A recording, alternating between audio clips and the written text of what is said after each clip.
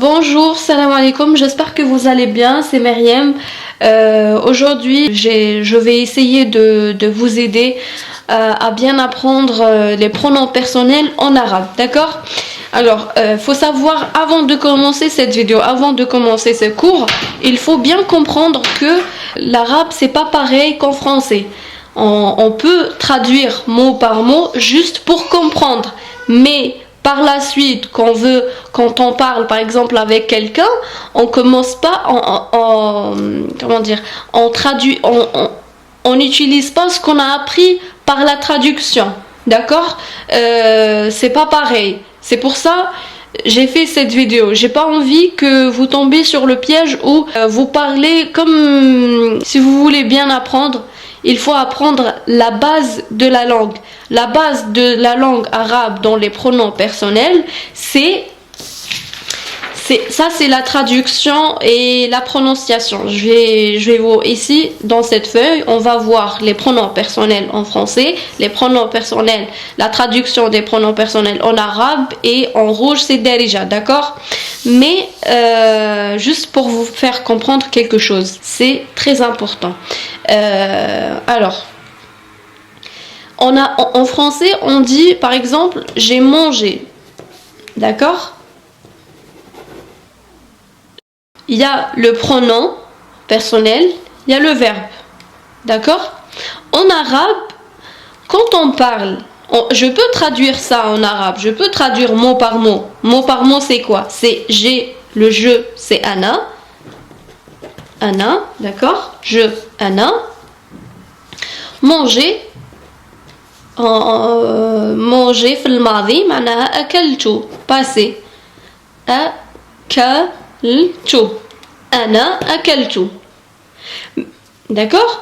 Mais quand on parle en arabe, quand on parle avec quelqu'un, on peut pas dire, on peut pas répéter chaque fois أنا أكلت أنا شربت أنا رميت أنا تكلمت أنا هو ça pour nous c'est de la répétition. On fait quoi? On annule le ana, le pronom, ça en arabe, hein, on annule le pronom et on le remplace avec, oui, on laisse ça, on le remplace. C'est comme si indirectement on remplace le ana par le quoi? Par le te. Si un verbe, la base de la verbe c'est akal. Akaltu, akalti, si on parle avec une femme, akalti, t'as mangé, akaltuma, t'as mangé avec deux personnes, akaltum, vous avez mangé, akaltum, akaltum, plusieurs personnes, d'accord? On rajoute, au lieu, à la place de ana, on rajoute quelque chose ici, que ce soit, par exemple, avec ana, on rajoute le te. Avec par exemple hum, akalu, hum akalu. Donc on rajoute le waw et le alif. Et on annule le hum quand on parle. Par exemple, dans une histoire, on peut pas, on trouve jamais hum akalu, hum zaribu, hum. Ça c'est de la répétition. Donc on va trouver وبعدها après par exemple وبعدها أكلوا وشبعوا et après ils ont mangé et voilà et ils ont ils ont sorti je ne sais pas quoi. On trouve pas وبعدها هم أكلوا وهم شربوا وهم سقطوا, on n'utilise pas ça, d'accord? Ça c'est très important. On va pas aborder la conjugaison parce que ça c'est la conjugaison. Mais c'est juste pour vous dire qu'il faut faire attention. Il faut dès la première fois, faut savoir que ça c'est de la traduction. Dans les histoires, quand on écrit une lettre ou bien un message, quand on parle avec quelqu'un oralement comme ça, on les utilise pas ça. Ça en français on les utilise, mais en arabe ça sera remplacé et ça sera collé avec le verbe. En français, c'est à part. Le je, le tu, on écrit les pronoms à part après le verbe. Les pronoms, mais en arabe, on n'écrit pas les pronoms arabes. Dans la plupart du temps, on les écrit pas. À part si on commence par la phrase. Si on commence par exemple, le début de la phrase, ça sera ana. Excuse ma fille.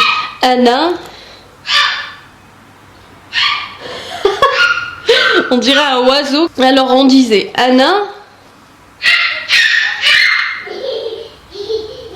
Ana al-mudir al-jadid. Ana al-mudir al-jadid. Ana al-mudir al-jadid. Là j'ai mal écrit parce que c'est rapidement. Bon, ana al-mudir al-jadid. On a écrit ana pour dire que moi je suis la. Ana al-mudir al-jadid. Dans le début de la phrase, on peut utiliser le pronom personnel, mais c'est très rare qu'on utilise comme ça. Ana manger, par exemple, ana akaltu. Mais c'est très rare qu'on utilise le pronom personnel avant le verbe dans une phrase ou comme je vous ai dit, quand on parle avec quelqu'un. On revient ici. Donc les pronoms personnels, ça c'est une traduction en arabe littéraire et en darija. Darija c'est en rouge, d'accord? Il faut savoir qu'il est très important de apprendre ça par cœur. Il faut les apprendre, les pronoms personnels en arabe. Il faut les apprendre parce qu'on va les trouver dans plusieurs cours. D'accord? Donc ici, je c'est quoi? Je en arabe c'est ana. Ana, c'est pas ana, c'est ana. Ana. Le A, on le prononce comme alif, ana. Ok?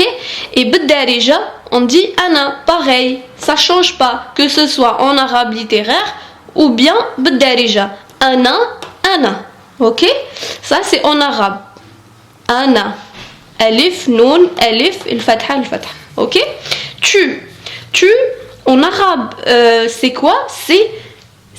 Ça dépend. Si on parle avec un homme, par exemple moi, si je parle avec mon mari, je dis quoi? Je dis anta.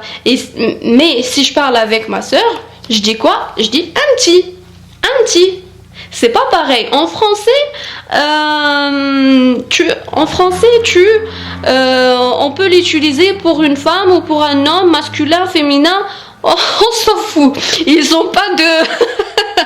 Mais en arabe, c'est pas pareil. C'est pour ça, dans la culture, faut pas mélanger les femmes, les hommes. Attention. Hein.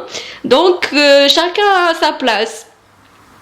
Les femmes, ils ont leur place, les hommes, ils ont leur place. Tu parles pas à un homme comme tu parles avec une femme. Et tu parles pas à une femme comme tu parles avec un homme. Ça, dans la culture, c'est comme ça. Quand tu parles avec une femme, il faut être doux. Si t'es pas doux, elle va être pas doux avec elle. Elle va pas être douce avec toi. Hein. Donc, il faut être, il faut les respecter. Les femmes, il faut les respecter avec tout le monde. Enfin, que ce soit arabe ou pas. Mais, voilà. Mais juste pour vous dire que c'est très important pour eux ou pour nous de, anti. Déjà, dans la langue, c'est pas pareil. Quand tu parles avec un homme, tu dis anta, et quand tu parles avec une femme, tu dis anti, avec un grand respect. Sinon, son mari, ses frères, les voisins, ils vont tout tabasser. Alors, anta, c'est masculin, et anti, c'est féminin. Ça, c'est arabe littéraire, d'accord? Si par exemple, tu es au Maroc, en Algérie, en Tunisie, voilà, tu dis quoi? Tu dis nta ou bien nta. Dans des régions, ils prononcent même pas le E. C'est E-N-T-A. Nta. Quand tu parles avec un homme, tu dis nta. Ok? Nta. Et il y a des régions, comme je vous ai dit, ils prononcent même pas le E. C'est direct N-T-A. Nta. Et anti. Déjà, on dit quoi? Nti. Au lieu anti, ils disent nti pour parler plus rapidement. Nti. Ok? Si tu dis anti, Un Algérien, il va savoir que tu parles en Fosha. Il va savoir que tu parles l'arabe littéraire. Et t'as bien appris. Mais si tu parles Nti, il va savoir que t'es intelligent. Pourquoi? Parce que quand on va, par exemple, en Algérie ou quoi, on va pas entendre l'arabe littéraire. C'est peut-être on va entendre quelques mots parce que c'est leur langue. Ils utilisent en général 70% arabe littéraire. 30% ou 40% à peu près, ils utilisent Darja, c'est leur dialecte à eux. Donc, si tu dis, par exemple, toi, t'es un Français ou voilà, tu t'habites pas en Algérie, c'est pas ta langue maternelle, tu dis Nti, la femme, elle va savoir que t'as appris leur langue à eux, leur dialecte à eux. Et ça fait plaisir d'entendre ça. Hein. D'accord? Donc, Nta, Nti. Nta, Nti. C'est facile. Nta pour un homme, Nti pour une femme. Ça se voit que tu parles avec une femme quand tu dis Nti. Mais si tu dis Nti pour un homme, moi, sans savoir le mot, je sais que c'est Nti pour un homme. Déjà, ça rentre pas dans la tête. C'est pas facile. Alors, il, huwa. En arabe littéraire, on dit huwa. Hiya, بالدارجة, on dit huwa. C'est la même chose. Huwa. Si tu vas en Algérie, tu dis huwa. C'est comme l'arabe littéraire, comme Darija, c'est la même chose. Huwa, ça change pas. Elle, hiya, ça change pas. Pareil. Elle, c'est hiya. Et en Darija, c'est hiya, la même chose. Il y a quelque chose ici en arabe qu'on n'a pas en français. On a un pronom qui est huma. Huma, c'est quoi? Huma, quand on parle avec deux personnes, comme je vous ai marqué ici, deux personnes. Quand on parle avec deux personnes, on dit huma. Huma, deux personnes qui sont absents, hein, qui sont pas devant nous. D'accord? Huma, quand on parle, par exemple, moi, si je te parle de mes deux copines, moi je te parle de mes deux copines. Mes deux copines, huma. Huma, en français on dit eux, mais en arabe, quand c'est deux, on dit huma. Huma, en arabe littéraire, huma. Et déjà un peu on dit huma. Ok? Nous c'est nahnu. Nous, c'est nahnu en arabe littéraire. Nun, ha, nun. Nahnu. Pourquoi j'ai marqué le 7 ici? Nanu. Et il y a le 7 entre les deux là. Parce que le ha, comme je vous ai dit dans la dernière vidéo que j'ai faite, le ha, le 7, ça remplace le ha. Le 7, ça remplace le ha. Je vous conseille de regarder la dernière vidéo que j'ai faite. Vous allez bien comprendre ces lettres là, d'accord? Nahnu, ça c'est phonétique. Nahnu, voilà, en arabe on écrit nahnu. En arabe bien sûr on écrit de droite à gauche, en français de gauche à droite, donc c'est l'inverse. Nahnu, on lit pas comme ça, on lit comme ça. Donc nahnu en arabe littéraire. En darja on dit quoi? Toujours rouge, c'est darja, ok? Rouge on dit en darja on dit hna. Hna, le 7, H-N-A, hna, nous, hna les Algériens. Je rigole. Alors vous on dit antum. Quand on parle avec groupe de masculin, groupe de, des hommes, 3, 4, 6, 15. Antum pour groupe masculin. Vous. Moi, quand je parle avec un groupe de masculin, ou bien masculin mélangé, par exemple 4 garçons et 2 filles, je dis antum. D'accord? Je parle avec eux, je dis antum. Ok? Mais si je parle avec un groupe de femmes, il n'y a pas d'homme entre eux. S'il n'y a pas d'homme, comme je vous ai dit, l'arabe, l'homme, la femme, ça... Hein, ok? Quand je parle avec un groupe de femmes, il n'y a pas d'homme entre eux. Ça c'est trop féministe, je trouve. Il n'y a pas d'homme entre eux. Donc on dit pas antum, on dit antunna. Antunna. Ok? Eux, c'est que des femmes, faut dire antunna. Quand on parle avec des femmes, on dit antunna. On ne dit pas vous. Enfin, vous en français, mais en français, vous, que ce soit groupe, femme, homme, mélangé ou pas, on dit vous. Ils se cassent pas la tête. Mais en arabe, non, faut pas mélanger. Vous, antumma, antum. Quand un groupe de garçons ou bien un groupe mélangé homme-garçon, homme-femme, antum. Mais quand c'est groupe de femmes, on dit antunna, antunna, antunna, antunna, antunna, antunna. On double le nun, on double le n. Antunna, antunna, antunna. Ok? Ça, l'arabe littéraire. Mais en arabe, darija, ils suivent les français. C'est comme vous. Vous, c'est quoi? C'est mélanger groupe garçon, femme. C'est pareil. Darija, c'est quoi? Vous, c'est darija, c'est quoi? C'est ntouma. Ntouma. Que ce soit pour groupe femme, homme, mélange, on dit ntouma. Ntouma. Ntouma. Ok?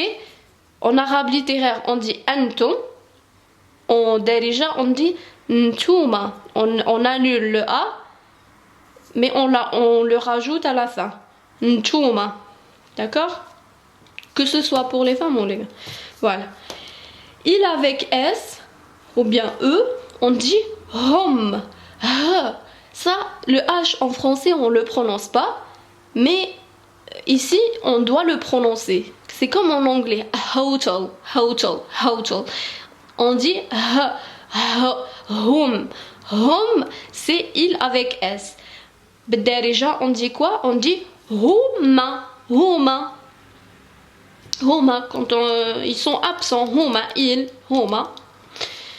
Ok? Huma. Huma. Hom, c'est arabe littéraire. L avec S. En arabe littéraire, honna. Tout à l'heure, on a vu antunna. Quand je parle avec eux, antunna. Et là, quand ils sont absents, je dis quoi? Je dis honna. Honna. C'est beau. Honna. Honna. Ok? Mais en arabe darja, on dit huma. Voilà, huma. Huma, plus simple. Déjà, en français, il y a le il avec S, il y a le L avec S. Déjà, que ce soit il avec S ou elle avec S, on dit huma. Voilà. J'espère que vous avez bien compris. J'espère que j'étais bien claire avec vous. Je vous ai rien caché. Ni par rapport à la culture, ni par rapport à l'écriture, ni par rapport à la prononciation. N'hésitez pas à regarder cette vidéo plusieurs fois pour bien apprendre, pour bien comprendre. N'hésitez pas à faire une capture d'écran de cette feuille pour réviser ça sur votre portable. N'hésitez pas à laisser, je m'entraîne avec vous, je me force à parler en français, comme ça je m'améliore et je pars faire mon français. Donc n'hésitez pas à laisser un like si vous avez aimé la vidéo. N'hésitez pas à s'abonner à la chaîne. Il y a beaucoup de vidéos qui vont être publiées dans les prochains jours, Inch'Allah, si tout va bien. صحة رمضانكم صحة فطوركم bonne journée à vous et à la prochaine.